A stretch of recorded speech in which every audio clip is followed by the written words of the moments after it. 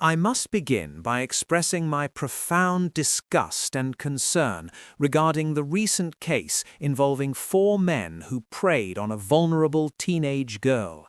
The sheer magnitude of their actions is appalling, subjecting her to multiple rapes and sexual assaults over several days, leaving her with lifelong trauma.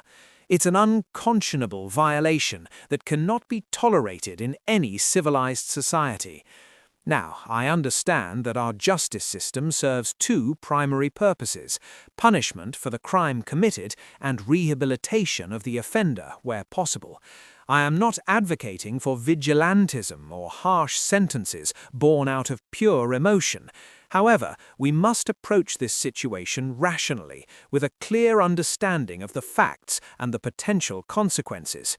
These men have shown an utter disregard for human decency, the law, and the safety and well-being of others. They've demonstrated a callous indifference to the suffering they've caused. Given their actions, I firmly believe that deportation should be seriously considered as part of their punishment. Let me elaborate on why. 1. Public safety. The most compelling reason for deportation is public safety. These men have proven themselves to be a significant threat to vulnerable individuals in our communities. Despite the fact that they've been caught and convicted, there's no guarantee they won't reoffend once released from prison. Keeping them in our country puts more innocent lives at risk. Deportation ensures that they are removed from our society, reducing the likelihood of further harm. 2. Sentence enforcement. If these men are sentenced to prison time, we cannot guarantee their safety within the system. Prisons are filled with inmates who would likely take revenge on them for their crimes. Moreover, prisons offer opportunities for further criminal activity and networking, which could lead to more victims being exploited once they're released. Deportation ensures that they serve their sentence away from potential retribution and away from opportunities to prey on the innocent again. 3. Deterrent effect. A strong message needs to be sent, not just to these men, but to others who might consider similar heinous acts. Our country must demonstrate that such behavior will not be tolerated. Deportation serves as a stark warning. Commit such crimes here, and you will face severe consequences and removal from our society. 4. Respect for victims and communities. The victim in this case deserves justice and peace of mind.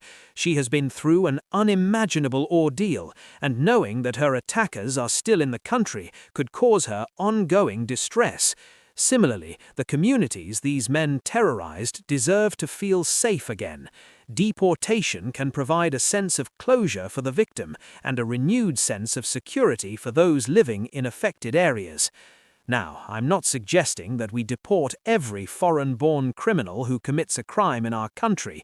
However, when the crime is as heinous as this one, and the threat to public safety is so clear, deportation becomes a reasonable course of action. It's about protecting our people and sending a strong message that such actions are intolerable in our society. Some might argue that deportation is too harsh a punishment, or that it's not an effective deterrent, but we must remember that these men have shown no regard for the laws and values of our society. They've demonstrated that they do not belong here, and their continued presence poses an unacceptable risk to others. Let us not be swayed by emotional arguments or political correctness. This is about rational decision-making based on evidence and a commitment to public safety. These men have shown they don't belong here. Let's send them back where they can no longer harm our communities.